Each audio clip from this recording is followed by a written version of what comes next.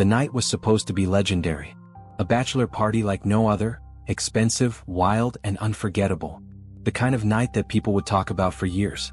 Inside the penthouse suite of an exclusive high-rise, laughter and music echoed through the marble-floored halls.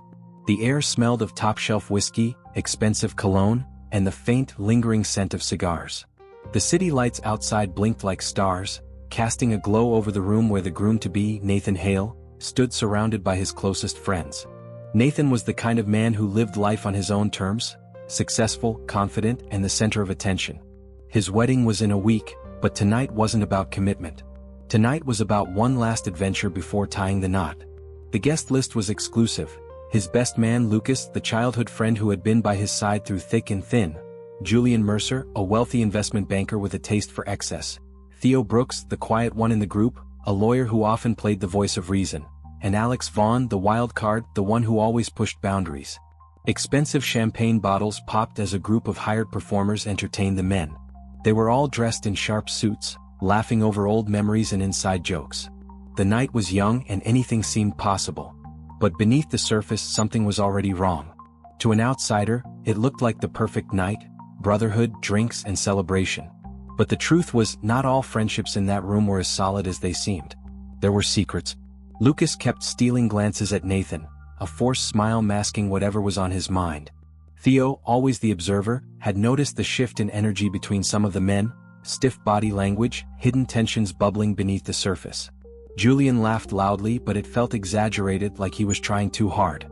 And Alex had been in and out of private conversations all night, slipping away from the group just long enough to raise suspicion. Something was off. And no one realized that before the night ended, one of them would be dead. At one point in the night, Lucas stepped onto the penthouse balcony for air. The city stretched below him, alive and glowing. He wasn't alone for long. Alex appeared beside him, swirling a glass of whiskey, his expression unreadable. "You sure you're ready for this?" Alex asked, his voice casual but edged with something more. Lucas stiffened. "What kind of question is that?" Alex smirked, taking a slow sip of his drink. "Just saying, marriage changes things. Friendships change. People change."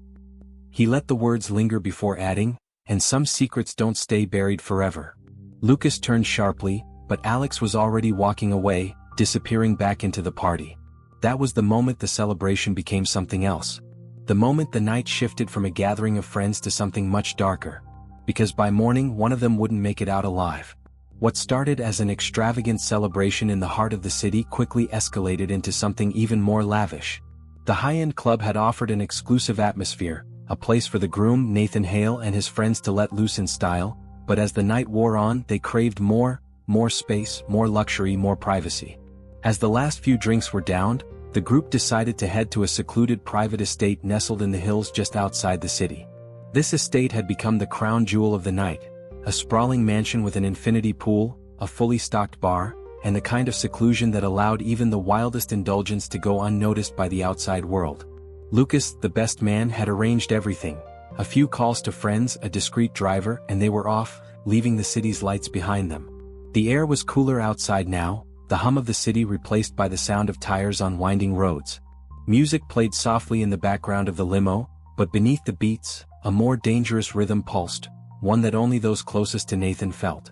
"Perfect ending to a perfect night," Nathan said as they approached the estate, his voice tinged with that unmistakable excitement that came with knowing anything could happen now. The men piled out of the car, the cold air greeting them as they stepped onto the property.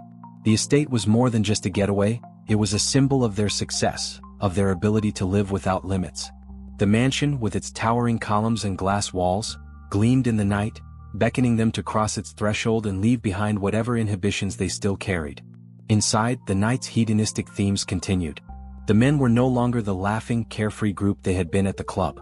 The estate offered them everything they could want: champagne fountains, full bars, private rooms for anyone who wanted to slip away from the crowd.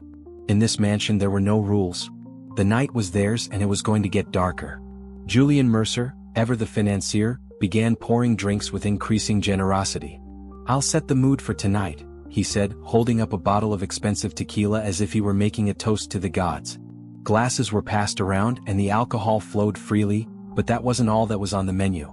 Theo Brooks, always the more reserved one, reluctantly joined the others as the party shifted. He had never been one for wild excess, but something about the way the others had been acting, their incessant chatter, their desire to one-up each other to push the limits, compelled him to join in. He could feel his own inhibitions slipping away, swallowed by the alcohol and the atmosphere. By this point, everyone had indulged in more than just alcohol. Alex Vaughn, the most unpredictable of the group, pulled out a small bag of powder and began passing it around. A little fun never hurt anyone, he grinned, his eyes twinkling with mischief. At first, some hesitated. They all knew how dangerous it could be to mix substances. But then, the temptation of losing control, of letting the night sweep them away, proved too strong. One by one each man joined in, feeling the walls come down, feeling a kind of freedom they hadn't experienced before. The mansion, once a symbol of grandeur, became a playground for excess. The rooms filled with the scent of alcohol and smoke, the sounds of laughter, louder now, more chaotic. Yet, underneath the laughter there was a creeping sense of unease. Conversations that had once been lighthearted shifted into whispered arguments, with tensions rising as the night wore on. It wasn't just the drugs or alcohol that were taking hold, it was the years of secrets and unresolved issues. The facade of friendship was starting to crack and old wounds began to fester. Nathan, who had been the center of attention all night, suddenly found himself in a heated argument with Lucas, his best man. The argument between Nathan and Lucas was the spark that ignited everything. It began innocently enough. Lucas had made a casual comment about Nathan's upcoming wedding. He was excited for his best friend, but there was an underlying tension in his voice that no one could ignore. Nathan, however, was having none of it. The alcohol was flowing too freely for him to hold back his own frustrations. "You're acting like it's the end of the world, man," Nathan snapped, his words slurring slightly as the tequila took effect. "It's just a wedding. We're all friends here. What's the problem?" Lucas, who had been holding on to something for far too long, wasn't about to let it go any longer. "You think I'm just some happy sidekick in your little fairy tale?" His voice was low, but it was sharp with accusation. "You've been acting like I don't matter, Nathan. Like everything's just about you. Well, guess what? I'm done with that." The words hung in the air, thick with the weight of years of pent-up resentment. The group fell silent for a moment, as if they were all unsure of how to react. Theo stepped forward, trying to defuse the situation. "Come on, guys, this isn't the time or the place." But it was too late. The damage had already been done. Lucas turned on him. "No, Theo. This is exactly the place. It's about time everyone knew the truth." He glared at Nathan. "The truth is you've been selfish. You've kept me in the background while you've lived your perfect life. You've taken everything for granted." Nathan's face reddened. He was no longer the groom-to-be, he was a man fighting for his pride. "You think this is about you?" Nathan spat, his voice rising. "Maybe you should have been a better friend, Lucas. Maybe you should have been there when it counted." The argument quickly escalated. Words were thrown back and forth, laced with venom as the rest of the group watched helplessly. Julian stepped in trying to calm things down, but Alex, always the provocateur, made things worse. "Why don't we all just admit it?" Alex's voice cut through the tension. "We're all just playing a game here. Some of us are just better at pretending than others." His words hit like a slap to the face and the room went quiet once again. But there was an underlying truth in what Alex said. There was a game being played, a game where secrets, lies, and betrayal were the stakes. The argument was far from over, but what no one realized was that it had set something into motion that couldn't be stopped.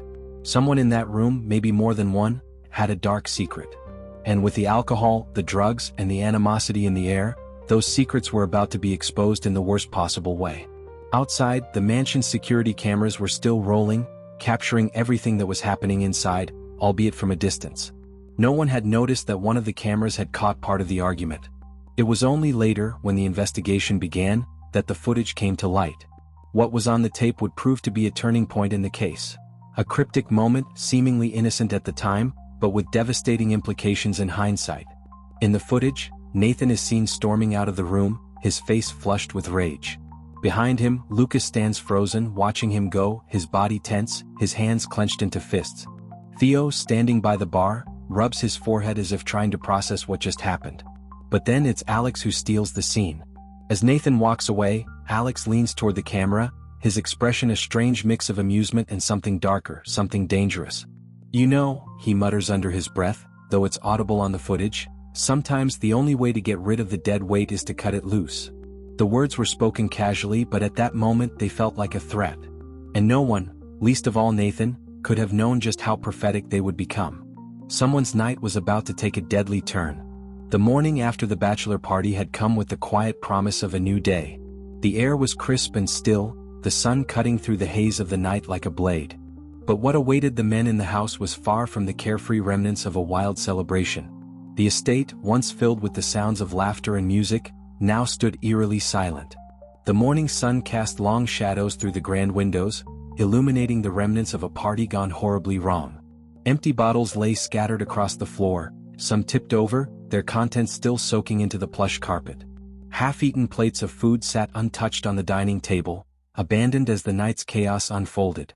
But amidst the wreckage, one thing stood out: the overwhelming silence. No one dared to speak as the group assembled in the grand living room, each man feeling a strange tension in the air, knowing that something wasn't right, that something had gone terribly wrong. Nathan Hale, the groom-to-be, was the first to break the silence. He had been the life of the party the night before, but now he looked disheveled, his clothes wrinkled, his face pale. He was searching for something, answers perhaps, but there was no time for questioning. "Where is Lucas?" Nathan asked. His voice was strained, as though he had just woken from a nightmare he couldn't quite shake. Theo Brooks, the lawyer in the group, was the one to speak. He stepped into the room looking almost sick. "I don't know. I thought he was still in his room." Julian Mercer and Alex Vaughn exchanged glances, their eyes heavy with suspicion. Neither of them had seen Lucas after the argument the night before. Theo's attempt to piece together the events was interrupted by a faint, unsettling sound, a noise that seemed to come from the back of the house. Alex was the first to react. His eyes narrowed, and without a word, he started walking toward the back of the house, where the sound seemed to originate. The others followed hesitantly, as if they all knew that whatever they were about to find would change everything.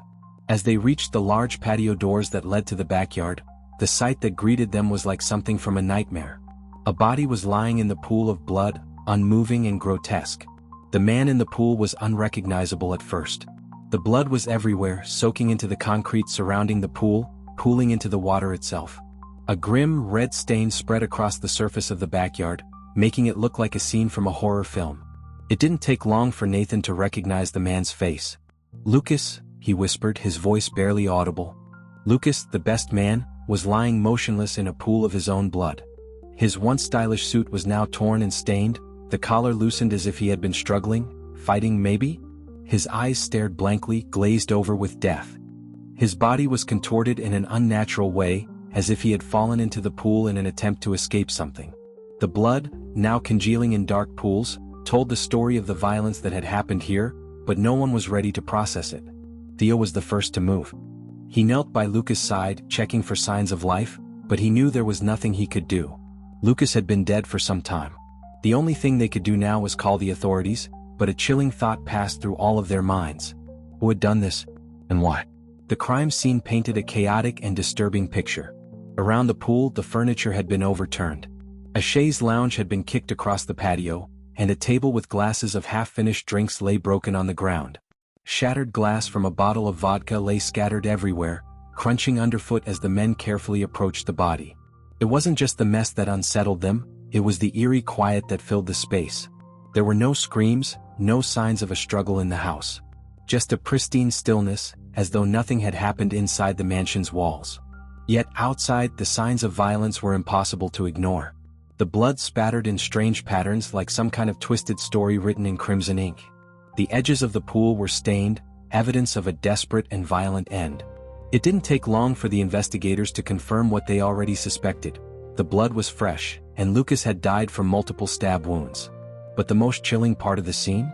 The unmistakable sign of a fight, but no one had heard anything. The group of friends had been inside the house, deep in their own arguments, oblivious to the tragedy unfolding in the backyard. The atmosphere inside the mansion was tense, suffocating, as the group tried to piece together what had happened. They called the authorities immediately, but even as the officers arrived, they all knew this wasn't going to be a simple case. Lucas had been murdered, and the question that plagued everyone's mind was, why? As detectives began their work, the bachelor party turned into a full-scale homicide investigation. Every detail was scrutinized: the overturned furniture, the broken glass, the lack of noise during the murder. everything pointed to something deliberate, something planned. But as the investigators started to ask questions, something even more chilling emerged. The victim had been murdered in a way that suggested a deep personal connection to the killer. The stab wounds were precise, aimed at vital areas. This wasn't a random act of violence. Whoever had done this had intended to kill Lucas. Yet no one seemed to know who had the motive. Nathan was the groom-to-be and Lucas was his best man. They had been close for years, or at least that's what everyone thought. But the argument between the two the night before had shaken everyone to their core. Could it have been something personal? Theo was too shaken to be of much help. He knew Lucas well, but what had really gone down in that backyard? Who had gone from friends to enemies so quickly? Alex too seemed on edge. His unpredictable behavior and cryptic words on the security footage were enough to make anyone question his involvement. Sometimes the only way to get rid of the dead weight is to cut it loose. His words kept echoing in Nathan's head, and they were beginning to feel less like a passing comment and more like a confession. Julian, ever the observer, kept to himself, watching as the investigation unfolded. But something about his calm demeanor made the others uneasy. He wasn't showing any signs of distress or fear. Was that normal? Or was he hiding something? But it wasn't just the murder that had everyone rattled. It was the realization that the friendship they had all shared, once so close-knit, so full of laughter and inside jokes, was crumbling under the weight of secrets and lies. The question that hung in the air like an insidious cloud was who was responsible, and more chillingly, why. The authorities worked tirelessly, collecting evidence, interviewing the group, and piecing together the timeline of events. But the more they uncovered, the less clear the answer seemed to become. Everyone had a motive, or at least a reason for being angry with Lucas. Nathan's jealousy over Lucas' apparent betrayal during the wedding planning, Theo's frustration with Lucas' reckless behavior, Alex's cryptic words that pointed to some deeper, hidden motive. Even Julian's aloof demeanor gave him the air of someone with something to hide. As the investigation deepened, so too did the paranoia among the friends. Trust evaporated and suspicion hung thick in the air. The bachelor party had gone from a celebration of friendship to a blood-soaked nightmare, and none of them would leave unscathed. The house, once a symbol of their success and carefree nature, now stood as the setting for a crime that would haunt them all forever. But as the truth began to unravel, one thing was certain. Someone in that group was responsible for Lucas' death. And they were willing to do whatever it took to make sure their secret stayed buried. Who killed Lucas? The answer would come, but it would be one that no one was prepared for. Lucas had always been a figure of intrigue within the group of friends. To the outside world, he was the life of the party, the best man who could always be counted on for a good laugh, a prank, or a story to lighten the mood. His charm was effortless, his charisma contagious, and his ability to command attention in any room was unparalleled. He was the kind of person who could walk into a crowded bar and, within minutes, have everyone gravitating toward him.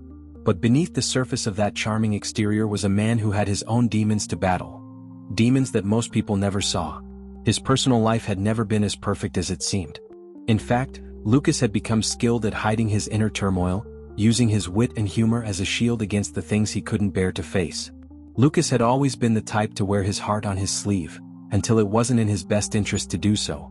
A failed relationship with his family, compounded by an ongoing struggle to balance his career and personal life, had left him vulnerable in ways that most of his friends never understood. He had a strained relationship with his parents, particularly his father, who had high expectations of him. Lucas was often haunted by the weight of never feeling good enough. In an attempt to prove himself, he threw himself into his career, only to find that it wasn't enough to fill the void within him. As the bachelor party began, Lucas found himself wrestling with the pressure of playing the role of the supportive best man, trying to be the fun-loving friend while secretly battling feelings of inadequacy. His mind was elsewhere, caught in the web of unresolved conflicts that had been simmering for months. The truth was, Lucas had become a man divided, torn between his desire for acceptance and the growing discontentment within himself. For those who knew Lucas well, his struggles weren't entirely unknown, but they were often downplayed. His friends might have noticed his moods, his occasional silence, or his tendency to disappear for long stretches of time. They might have seen him distance himself from the group, opting to go off on his own or show up late to group outings. But in the hustle of life, no one ever really took the time to ask why. Lucas' insecurities had been an open secret among his close circle, and while they were aware of his self-doubt, they assumed it was just part of his personality, something that would pass with time. But what they didn't know was how deep these struggles ran. Lucas was hiding a dark secret. He had been secretly involved with someone outside of his relationship, someone whose presence in his life only complicated matters further. The affair had started innocently enough, as most do, but as the wedding drew closer, Lucas found himself more entangled in a web of lies and deceit. The woman was someone he had met through his work, a coworker who had struck up a casual flirtation with him. What started as harmless banter soon spiraled into a full-blown affair. The guilt weighed heavily on him, but his feelings of inadequacy pushed him to continue the secret relationship, hoping it would fill the void he couldn't quite explain. His fiancée, Emily, had always trusted him, perhaps too blindly. She had no idea that the man she was about to marry had been secretly seeing someone else. The shame of what he had done had begun to gnaw at Lucas, and he was unable to shake the feeling that his life was spinning out of control. The night of the bachelor party, Lucas had been putting on a front. To his friends, he was the same Lucas they had always known, loud, confident, and playful. But on the inside he was unraveling. There were moments when his laughter felt forced, his smile hollow. And then there were the silences, the long pauses where he would stare off into space, lost in his own thoughts, as though the weight of his actions was too much for him to carry. What his friends didn't know was that the argument he had with Nathan Hale, the groom-to-be, had been a long time coming. The tension between them had been building for months, ever since Lucas had started pulling away from the group, ever since he had begun to feel his place in Nathan's life slipping away. Nathan, ever the perfectionist, had always relied on Lucas to be his pillar of support, but Lucas had been struggling too much with his own issues to be there for him in the same way. The cracks in their friendship had started to show, and the bachelor party had become the final straw. Lucas and Nathan had been best friends for years, but that night, something shifted. The argument that unfolded between them wasn't just about Nathan's wedding or the pressures of the bachelor party, it was about deeper feelings of betrayal. Nathan had unknowingly mirrored Lucas' own fears of failure and inadequacy. To Nathan, Lucas' behavior seemed erratic and untrustworthy. To Lucas, Nathan's perfectionism had become a reminder of everything he wasn't. The argument, though brief, was a boiling over of months of pent-up frustration. But what no one knew was that this wasn't just a moment of tension, it was a tipping point. Lucas was at a breaking point. The betrayal he had been carrying with his affair, his strained relationship with Nathan, and the growing pressure of his own personal struggles had all collided in a way that left him vulnerable. He had never fully dealt with the emotional turmoil that lay beneath the surface, and the night of the bachelor party, it all came to a head. As the night went on, Lucas became more withdrawn. He wasn't as loud, as playful, as present as he normally was. He started to distance himself from the group, retreating to quiet corners of the house, avoiding eye contact and losing himself in his own thoughts. The weight of the lies he had been living, the strained friendship with Nathan, and the affair he couldn't walk away from, all of it was too much. And then, as the party continued on around him, something snapped. Whether it was the argument with Nathan, the alcohol, or the mounting pressure from all angles, no one could say for sure. But in the midst of the chaos and revelry, Lucas found himself face to face with a situation he couldn't escape. He had no way of knowing that the decision he was about to make would lead to his tragic end. In the hours leading up to his death, Lucas' interactions with the group were telling, but only in hindsight. He had spoken to everyone at some point, but his conversations were disjointed, short, and often awkward. To those who weren't paying close attention, it seemed like just another night of drunken antics and friendly banter. But for Lucas, the night had turned into an emotional battleground. His final moments with Nathan were heated, unspoken anger lingering between them as though words weren't enough to convey the depth of their estrangement. What Lucas had failed to communicate was the guilt and shame that were eating away at him. The argument they had may have seemed petty at the time, but for Lucas, it was the final straw. The others in the group had no idea how deep Lucas' personal struggles went. They only saw the man who could laugh it off, make a joke, and keep the party going. They didn't realize that the same person who had been the life of the party was also carrying the weight of unresolved conflicts, emotional baggage, and a secret life that had slowly been pulling him apart. It wasn't until the body was found the next morning that the true gravity of the situation hit them. The subtle hints, the silences, the tension, the emotional distance, had all been right in front of them, but no one had noticed. Lucas' death was the culmination of a series of personal failures, unmet expectations, and unresolved pain. And in the end, it wasn't just the night that had turned deadly, it was everything that had led to that moment. Lucas had been hiding more than just his affair. He had been hiding his need for connection, his fear of being unloved, and his fear of living a life that felt like a lie.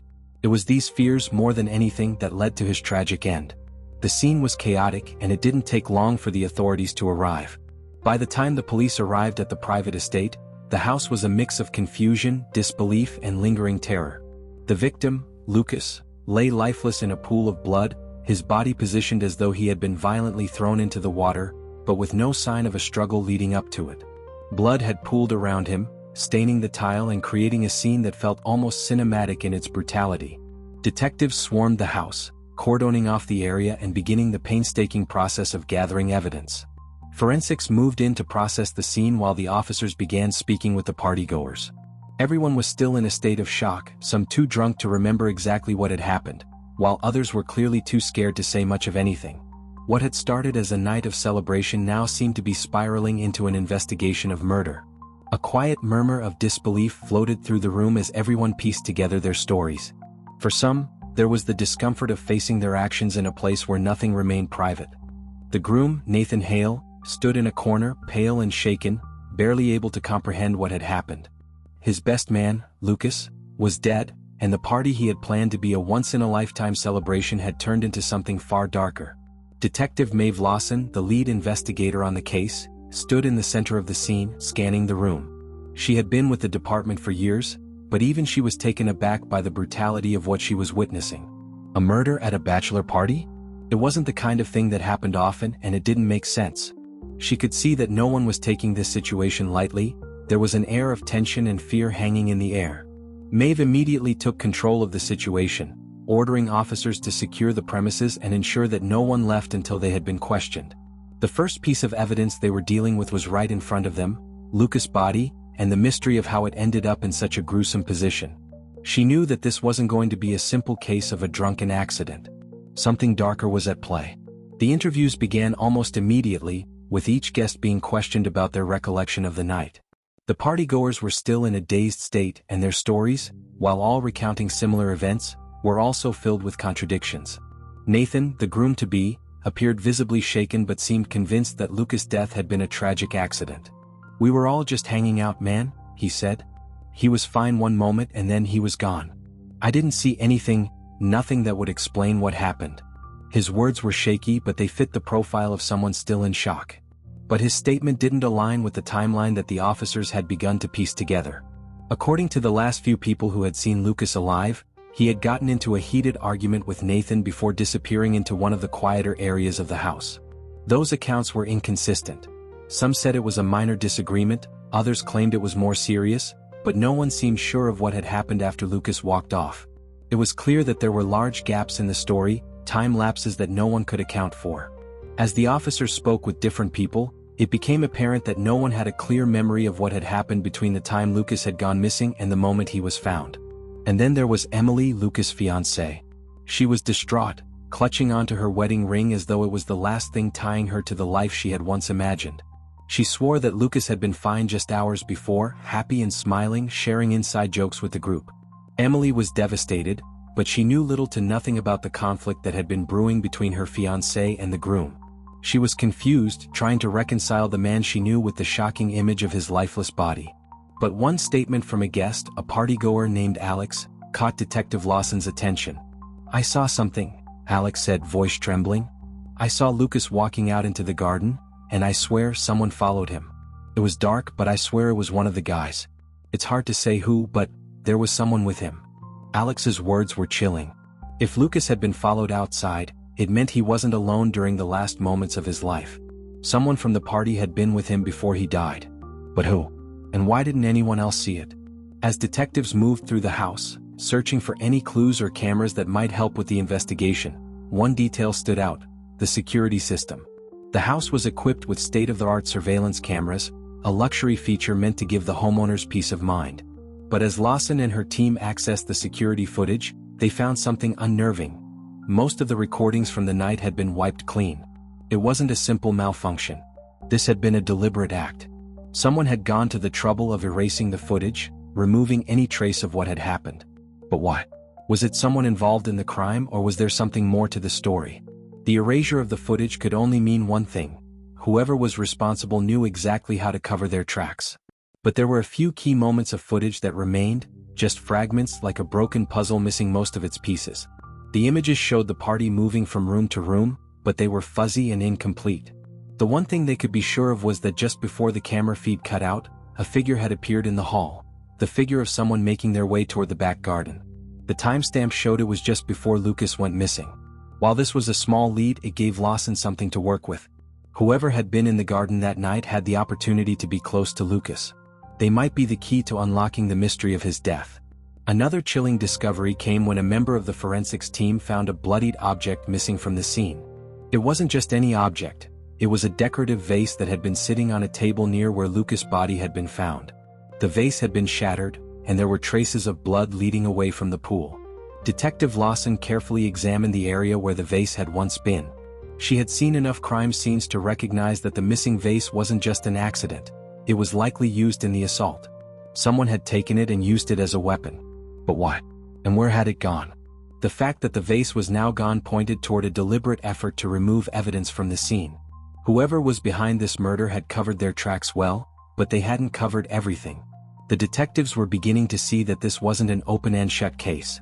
There was more to uncover, and the true story of what happened that night was still hidden just beneath the surface. The autopsy report was the final nail in the coffin that confirmed this wasn't a random accident. The cause of death was blunt force trauma, specifically, a blow to the head, likely delivered by the missing vase. The impact was enough to knock Lucas unconscious before he was left to bleed out in the pool. The doctor's notes revealed another chilling detail. The injury had been made with such force that it would have knocked Lucas out almost immediately. It wasn't a death from drunken recklessness or an accidental fall. Lucas had been deliberately attacked. The investigation was far from over, but one thing was certain. This was no random tragedy. Lucas' death had been planned. And the question of who was responsible and why was becoming clearer with every piece of evidence uncovered. As the investigation deepened, the list of potential suspects began to narrow, though no one seemed entirely free of guilt. The obvious candidates for involvement were Nathan Hale, the groom-to-be, his best man Mark, and another close friend, Chris Harper. Each of them had been close to Lucas, and each had motives that warranted serious consideration. Nathan Hale, the groom, was the first to come under suspicion. He had spent the majority of the evening with Lucas, both men seen in several photos together, laughing and enjoying themselves. But the conflict between the two, now confirmed by eyewitness accounts, cast a dark shadow over their friendship. Nathan had been the one to argue with Lucas just before he disappeared into the garden, and that heated argument had left a mark. Nathan's frustration seemed to stem from something deeper than just typical pre-wedding jitters. Rumors surfaced that Nathan and Lucas had been involved in a bitter disagreement over a business venture they had both been involved in. Nathan had been under a significant amount of stress due to his wedding preparations and the mounting financial pressure. He had promised Lucas a partnership in a business deal, but recent events suggested that Nathan had been backing out of the arrangement, which Lucas had taken personally. Their argument that night was far from friendly. It was charged with years of resentment over broken promises and hidden financial dealings. Mark, the best man, also came under scrutiny. As one of the closest people to Nathan, Mark had always been a quiet observer of the group's dynamics. However, beneath the calm surface, investigators soon uncovered hidden resentments. Mark had been in the middle of his own personal financial struggles, and his history with Lucas was far from perfect. A few months before the bachelor party, Mark had reached out to Lucas for a loan to cover personal debts, but Lucas had refused. The rift between them had been obvious, but no one knew how deep the tension ran until after the murder. Mark had been visibly uncomfortable when asked about his interactions with Lucas during the party. He had tried to downplay their brief conversation, saying that it was nothing serious. However, witnesses had seen them standing together in a secluded corner, whispering in what appeared to be an intense discussion just before the moment Lucas went missing. Chris Harper, another close friend of the groom, also emerged as a person of interest. Chris was an enigmatic figure who had spent the entire evening either hiding in the shadows or sticking closely to Nathan and Mark. On the surface, he appeared to have no personal grievances with Lucas, but something didn't add up. Chris had been involved in a series of failed investments with Lucas in the past. Business deals that had left him financially struggling and bitter. While he didn't voice any complaints outwardly, his discomfort around Lucas was palpable. And it wasn't just the financial issues. Rumors began to circulate that Chris and Lucas had shared a secret history that no one else knew about, a past encounter that had left lingering animosity. While no one could confirm the details, it was clear that Chris's relationship with Lucas was anything but cordial.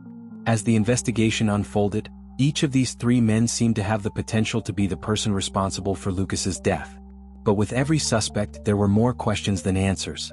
The deeper the detectives dug, the more they unearthed about the hidden resentments and personal conflicts that had been simmering for months, or even years, before the party. Financial issues were at the heart of much of the tension. Nathan, the groom, had been facing mounting debts and financial uncertainty as he prepared for his wedding. His lavish lifestyle, funded by a business that seemed to be on the brink of collapse, had put him under immense pressure. Lucas, who had been his best friend for years, had been one of the people Nathan had leaned on to keep things afloat. But as business dealings grew more complicated, Lucas became more vocal in his concerns. Nathan had promised Lucas a stake in the business, but he began backing out of the deal, claiming that the company couldn't afford any more partners. That betrayal had left Lucas feeling hurt and betrayed, and it certainly could have led to an argument with Nathan, one that could have escalated to something far worse. Then there was Mark, the best man. Mark had his own financial woes. Not only had he asked Lucas for a loan, but he had also started making threats, directly and indirectly, that Lucas would regret not helping him. People in their social circle had witnessed Mark getting angry when Lucas refused to lend him money, but it was something that had been brushed aside. But perhaps the most shocking revelation came from Chris. While he had never openly expressed his frustration with Lucas, it turned out that Chris had once been involved in a shady business venture with him. One that had gone horribly wrong. The two men had been involved in a risky investment that Lucas had pulled out of at the last minute, leaving Chris in significant financial turmoil. In the aftermath, Lucas had distanced himself from Chris, and their relationship had been strained ever since. It was a betrayal that Chris had never fully recovered from. All three of these men had reasons to want Lucas out of the picture, whether it was personal betrayal, financial struggle, or resentment over past decisions. But as the investigation continued, one particular lead emerged that would shift the focus of the case entirely. When the detectives began reviewing phone records and social media activity, things started to take a darker turn. The night of the party, while much of the group had been busy celebrating, certain messages stood out. Nathan's phone had several deleted texts from Lucas in the hours leading up to the murder, but it was a few text messages sent from Mark's phone that stood out to the investigators. The texts, sent just before Lucas went missing, were direct and cryptic. One message read, "We need to talk about what happened last week. I can't let this go." Mark had tried to explain away the messages as a simple misunderstanding, but his alibi didn't hold up. According to several partygoers, Mark had been spotted in several locations where he claimed to have been alone. His timeline of events was inconsistent with the testimonies of those who had seen him. But it wasn't just the messages that raised suspicion. Detective Lawson's team found an incriminating message that had been sent from Chris's phone to an unknown recipient, which read, "I'm not going to take the blame for this. It's on you." The message was sent just after Lucas had been reported missing, and it seemed like Chris was aware of something that no one else knew. Suddenly, Chris's involvement appeared to be more than just financial stress. It looked like it was a deliberate attempt to absolve himself of responsibility. It was a chilling piece of evidence that made him seem like a far more likely suspect than anyone had previously thought. Just when the case seemed to be taking shape, a new piece of evidence changed everything. While conducting a final sweep of the estate's garden, forensic teams discovered something unexpected, an object that had been buried in the soil near the edge of the property. It was a small weathered ring, a wedding band. It didn't take long for the detectives to confirm that the ring belonged to none other than Nathan Hale, the groom. The ring had been hidden in a spot that seemed intentional, deliberately placed to avoid detection. Was Nathan trying to hide something? Had he taken off his ring after the altercation with Lucas, perhaps in a fit of rage or to avoid identification in the aftermath? The ring, once thought to be a symbol of his commitment to his fiancée, now seemed to symbolize his growing desperation. With this new piece of evidence, everything seemed to shift once again. Had Nathan been hiding something more sinister than anyone had realized? And could it be that, in the end, the groom had orchestrated the murder of his best friend all along? The investigation had reached a point where every lead seemed to loop back onto itself. The tension among the suspects, Nathan, Mark, and Chris, was palpable, and their stories were beginning to unravel under the pressure of intense interrogations. Each man had been carefully questioned, their every word scrutinized for inconsistencies. But as the hours wore on, the cracks in their stories started to show. Nathan Hale, who had once been so confident and composed, now seemed far more fragile. The more he was pressed about the argument with Lucas, the more defensive he became. At first, he had insisted that he and Lucas had made up after the heated exchange, and that everything had been fine. But when the detectives began to confront him with the phone records, messages, and witness accounts, the carefully constructed narrative began to fall apart. "I didn't do it," Nathan repeated over and over, his voice shaking. "I didn't hurt Lucas. We were just arguing. We always argued. But that's not something you kill over." But something in Nathan's demeanor raised alarms. The more questions he faced, the more detached he seemed, as if he were trying to distance himself from the situation altogether. Was he trying to hide something, or was the weight of guilt finally taking its toll on him? Mark, the best man, also struggled under the pressure. At first, he had played the part of the concerned friend, nervous but cooperative. However, his alibi continued to fall apart when detectives presented him with contradicting timelines. His nervousness became more apparent when they confronted him with the incriminating text messages from his phone, the ones that referenced what happened last week. Mark had attempted to laugh it off, saying he was just drunk and sending vague messages out of frustration, but the detectives weren't buying it. "I don't know why I said that," Mark claimed. "I was upset, you know? Lucas and I didn't always get along, but that doesn't mean I would hurt him." Still, his body language betrayed him. He avoided eye contact, his hands fidgeting uncontrollably. He was hiding something, but what? And was he protecting himself, or was he shielding someone else? Chris Harper, the final suspect, was the most elusive of them all. His calm exterior remained largely unchanged through hours of questioning. But as the detectives dug into his past with Lucas, they uncovered more troubling signs. Chris had once been an insider in the group, trusted, close. But the further they investigated, the more it became clear that Chris had felt like an outsider for much longer than anyone realized. His resentment toward Lucas wasn't just about business or money, it was personal. The mysterious history between the two men had become an enigma, and the deeper they went, the more dangerous it seemed. Chris remained calm, even as his phone records, text messages, and social media activity were laid bare before him. "I didn't do it. I wasn't there when it happened," he stated plainly, but the detectives noticed that his story lacked the emotional weight it should have had. Could he have been involved in something darker than anyone imagined?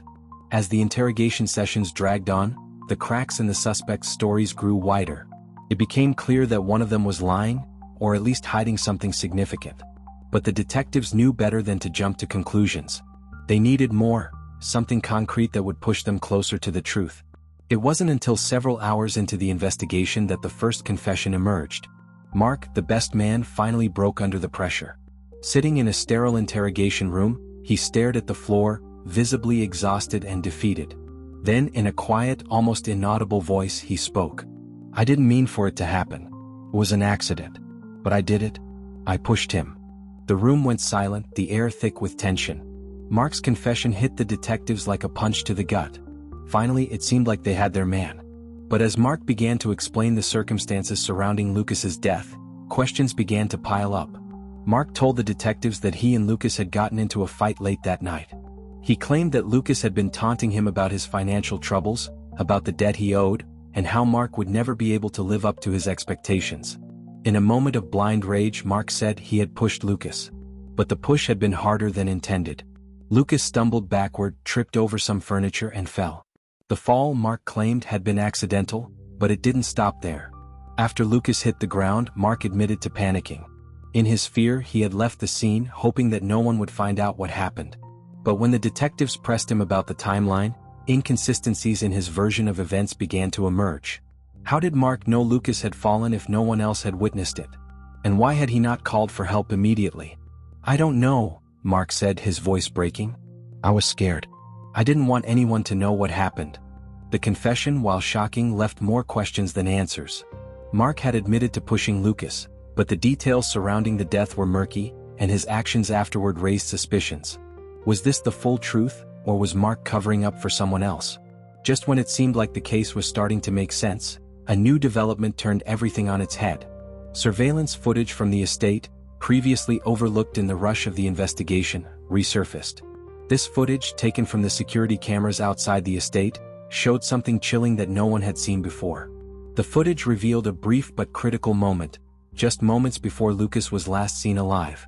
Nathan Hale was captured on camera, standing alone in the garden, his hands trembling as he stared down at something in his hands. The camera angle wasn't clear enough to see what he was holding, but the look on his face was unmistakable. There was a sense of urgency and fear, as if he were preparing to do something he knew he shouldn't. For a split second, Nathan's eyes met the camera, and then he quickly turned and walked back inside the house. The video was brief, but it was enough to raise serious concerns. What was Nathan doing in the garden with something in his hands? And why had no one noticed this strange behavior before? As detectives re-examined the footage, they began to speculate that Nathan had been involved in a far more sinister way than anyone had previously thought. Could it be that Nathan had orchestrated the entire thing, using Mark's anger as a diversion to carry out his own plan? As the pieces of the puzzle came together, the true motive behind Lucas's death began to surface, and it was far more twisted than anyone could have imagined. Nathan, it seemed, had been desperate. His financial troubles had been more severe than anyone had realized, and the wedding he had been planning was nothing more than a facade. Behind closed doors, Nathan was facing a looming bankruptcy, and his business was on the verge of collapse. Lucas had been his financial lifeline, the man who had once promised to help him get back on track. But as the wedding approached, Nathan realized that the business deal he had promised Lucas wasn't going to happen. And in the end, Lucas had found out, confronting Nathan just hours before his death. It wasn't just about money. Nathan had been pushed to the brink, torn between his fear of losing everything and his desperate need to protect the life he had carefully built. In a moment of panic, he had made the decision that would change everything. He had manipulated Mark, feeding into his resentment toward Lucas, and made sure that the perfect storm was set into motion. The confession, the broken alibis, and the newly surfaced footage had all painted a clearer picture. But the final revelation, Nathan's cold, calculated actions, shocked everyone, even the seasoned detectives. This wasn't just a tragic accident or a crime of passion. It was a premeditated murder, one that had been planned for far longer than anyone had realized. The truth was darker than anyone could have imagined, and as the case finally drew to a close, the sense of disbelief lingered in the air. The celebration that had started it all, the one that was supposed to be filled with joy, had ended in a tragedy that no one would ever forget. Months had passed since the tragic events that had unfolded during what was supposed to be a joyous bachelor party. The investigation was over, and now the weight of the crime was to be carried into the courtroom. As the trial began, the air in the courtroom was thick with tension. There was no doubt that the details of the case would be just as harrowing as the discovery of Lucas's body. Those who had been closest to him, the friends, the family, the witnesses, would now have to relive the horror, and the suspects would face the consequences of their actions. Nathan Hale, Mark, and Chris Harper all sat at the defense table, each with their legal team. Their faces, once filled with defiance or fear, now wore the dull resignation of men facing the long arm of justice. The courtroom was filled with an air of solemnity, the echoes of the victims' suffering still lingering in the walls. The prosecution's case was built on the mounting evidence, from the incriminating text messages to the surveillance footage that had been uncovered during the investigation. It seemed clear that Nathan had played the most significant role in orchestrating the murder, manipulating Mark's anger and fear to create a perfect storm. Mark had been his unwitting pawn, a man pushed to the edge by his financial struggles, and it was Nathan's greed and desperation that had led to Lucas's death. But Chris too had secrets. His role in the crime, though less direct, was becoming clearer, and his willingness to shield Nathan from suspicion raised more questions. The defense tried to argue that the crime had been an accident, a horrible sequence of events that spiraled out of control. They portrayed Mark as a man who had made a fatal mistake in the heat of the moment and argued that Nathan had not intended to kill Lucas. They pointed to the lack of direct evidence tying him to the actual murder. But the prosecution wasn't swayed. They painted Nathan as a calculating man who had used his friends for his own gain, and the story they told was one of manipulation, desperation, and betrayal. As the trial progressed, the emotional toll on everyone involved became apparent. Lucas's family, particularly his parents, were present every day in the courtroom, their grief a constant reminder of the magnitude of the loss. They listened as details of Lucas's last moments were revealed, their faces contorted in pain. It was clear that no matter the verdict, nothing could bring Lucas back or erase the trauma of that fateful night.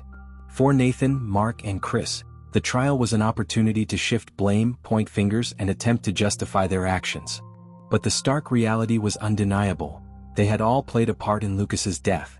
Whether driven by envy, fear, or a lust for control, they had participated in an act of violence that would haunt them for the rest of their lives. The testimony phase of the trial was equally intense. Witnesses, including Lucas's close friends and co-workers, shared their memories of him. They painted a picture of a man who was hardworking, loyal, and deeply loved by those who truly knew him. But there was a darker side to Lucas's life that not many knew about. His struggles with debt, his tumultuous relationship with Nathan, and his own insecurities were all brought to light. For some, this revelation of Lucas's vulnerabilities made his death feel even more tragic. He had been a man trapped in a web of betrayal with no one to turn to. Then came the testimony from the investigators. They recounted their painstaking work piecing together the timeline of that night, the party, the argument, the discovery of the body, and how they had uncovered the incriminating evidence. They explained how the surveillance footage had been the key piece that cracked the case wide open, showing Nathan's suspicious behavior moments before Lucas's death. The investigators emphasized how the crime scene had been carefully staged, the evidence hidden, and the suspect's actions made to look like a series of unfortunate events. Experts testified on the forensics, including the autopsy report that revealed Lucas's cause of death, blunt force trauma, but with signs of strangulation, a detail that had not been immediately clear. This revelation sent shockwaves through the courtroom. It suggested that Lucas had suffered more than just a fall. It indicated a violent struggle, one that had been far more personal than the defense had led the jury to believe. The connection between Nathan and the fatal attack grew even clearer as the trial continued, and the prosecution's case only strengthened. Finally, a psychologist was brought in to analyze the dynamics between the suspects. She spoke about the toxic relationships between Nathan, Mark, and Chris, highlighting the emotional manipulation, the pressure they had all felt from their financial troubles, and the power struggles that had existed beneath the surface. The psychological expert's testimony added an important layer to the case, showing how the emotional and mental turmoil had shaped the choices of those involved. After weeks of testimony, the trial reached its final moments. The jury deliberated, and the tension in the courtroom reached a boiling point. The families of those involved waited with bated breath. The fate of 3 men hung in the balance. Finally, the verdict was read. Nathan Hale was found guilty of first-degree murder, conspiracy to commit murder, and obstruction of justice. The jury determined that he had orchestrated the entire sequence of events, manipulating his friends and creating a web of lies to cover his tracks. Nathan was sentenced to life in prison without the possibility of parole. Mark, though he had been manipulated by Nathan, was still held accountable for his role in the crime. He was convicted of second-degree murder and given a sentence of 25 years to life. The jury took into consideration Mark's remorse and the fact that he had not intended to kill Lucas, but his actions had directly contributed to the chain of events that led to the murder. Chris Harper, who had been less directly involved but still complicit in the events leading up to Lucas's death, was found guilty of manslaughter and conspiracy to commit murder. He received a 15-year sentence, though his sentence was considered lenient due to his cooperation with the investigation. The court's decision brought some closure to Lucas's family, but it was clear that no sentence could ever bring their son back. The grief they felt was immeasurable, and no amount of justice could replace the life they had lost. Yet, the verdict provided them with a sense of finality, knowing that the men responsible for Lucas's death would face the consequences of their actions.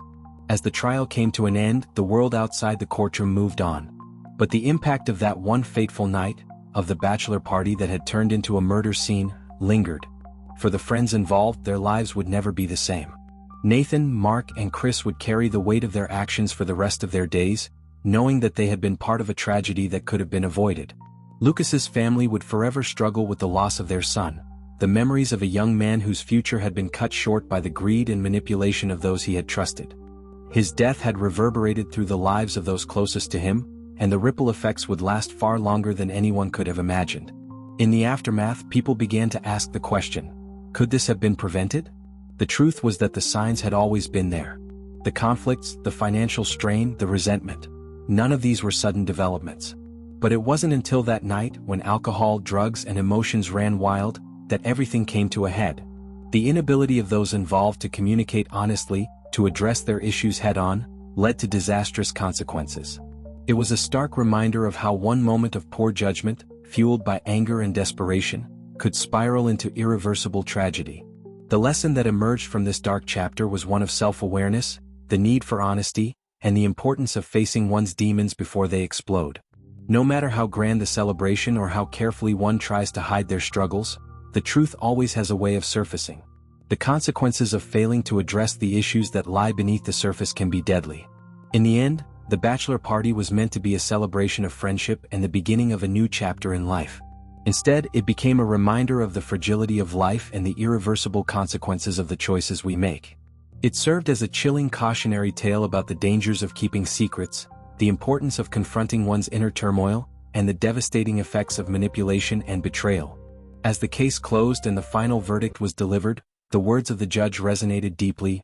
Sometimes it only takes one night, one moment to change everything.